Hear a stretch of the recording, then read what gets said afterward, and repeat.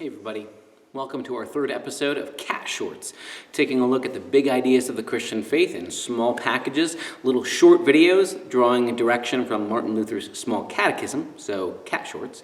Grab your Martin Luther hat if you've got a 16th century reformer's hat or the closest thing you can find. We're talking about the commandments, the 10 commandments that you find in the book of Exodus, in Exodus chapter 20, at least for sure. And before we move on to the next place that the catechism goes, we should probably have a small timeth out here. Everybody numbers the commandments differently. I know that seems a little bit weird. We're so used to thinking of them like carved in stone because, we see them in monuments carved in stone, but they weren't numbered, at least the way we think of numbering things. And even rabbinical experts today will say, well, there's really like 11 things that get said, and depending on how you group them, you might make your listing of 10 commandments different. So before we move on to what Luther considers the next commandment about not misusing God's name, preview coming attractions, I want us to spend a moment talking about the sort of second half of the idea of not having any other gods. And the rest of that thought that you find in Exodus chapter 20 is God's commandment: don't make a graven image of God and worship a statue, an idol, an image, something like that.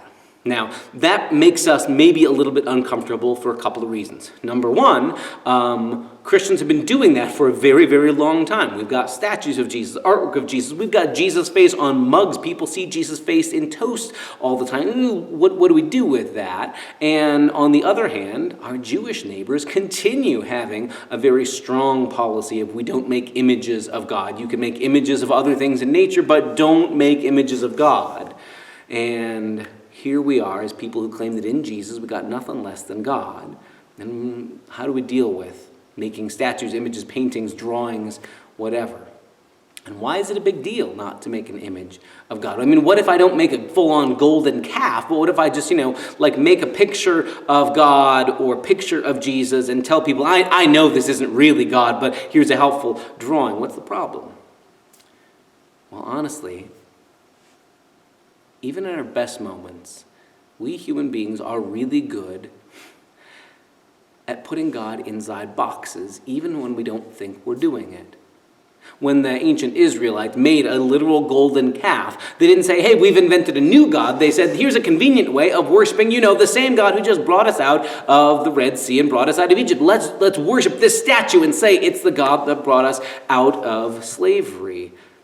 It's trying to control God. Even when nobody intends to, very quickly we try and control God. If we make God condensable to an image, to a picture, to a particular way of talking about or describing God, very quickly we limit God. And God in the scriptures is always fiercely independent. As much as God is faithful, God is always fiercely independent and resists whatever box we choose to put God in, even if it's a real nice one with gold on it called a temple.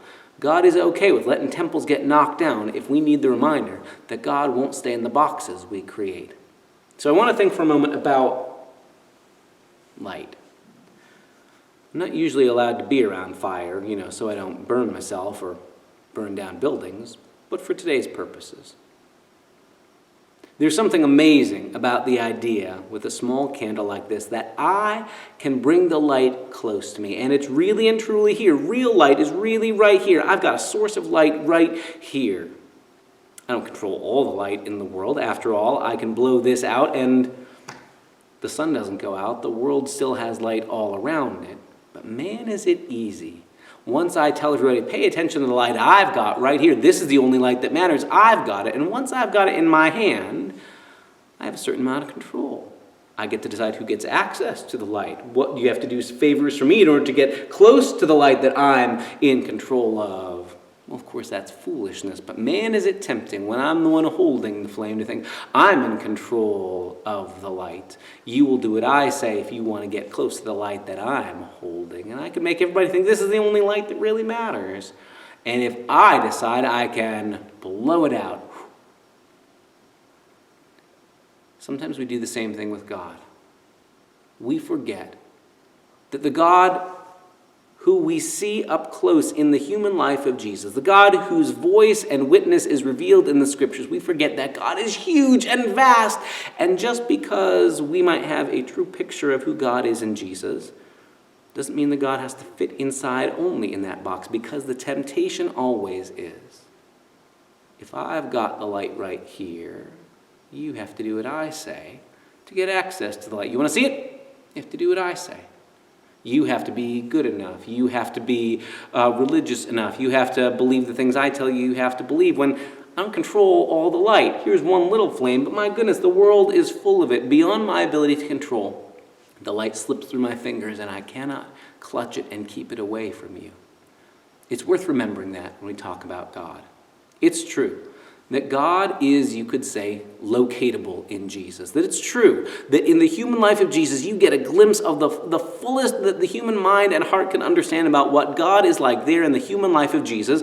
And because Jesus is fully human as well as being fully God, yeah, you could have taken a photograph of him. You could make a painting, you could make an image or a statue that would reasonably look like what human Jesus of Nazareth looked like. But don't for a minute pretend you can control that, or much less control the God who fills all of creation beyond our ability to pin God down. The light slips through my fingers. I can't grasp it or clutch it or control it. It keeps shining right into your eyes despite whatever attempts I might have to control it.